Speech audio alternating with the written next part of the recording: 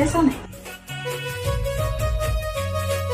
પૂછો તમારે જે પૂછવું હોય. મારે તો ખાલી એટલું જ પૂછવું હોય, લગ્ન પછી ઘરે મહેમાન આવે અને હું ન હોય તો તમે શું કરો? તમે ન હોય તો હું મહેમાનને જમાડી દઉં. માની લ્યો કે આપણા ઘરમાં શાકભાજી જ ન હોય તો હું પાડોશી પાસેથી શાકભાજી લઉં, જમવાનું બનાવું અને મહેમાનને જમાડી દઉં. માની લ્યો પાડોશી યારે આપણો ઝઘડો થઈ ગયો હોય અને આપણે એની યારે વ્યવહાર ન હોય તો હું માર્કેટમાં જાઉં, શાકભાજી લઈ આવું, જમવાનું બનાવું અને મહેમાનને જમાડી દઉં. માની લ્યો આપણી પાસે પૈસા જ ન હોય તો હું મારા ઘરેણા વેચી દઉં અને એ પૈસાથી શાકભાજી લઈ આવું, જમવાનું બનાવું અને મહેમાનને જમાડી દઉં. એ વાતે તમારે હોય 100% સાચી, એમાં ના નથી.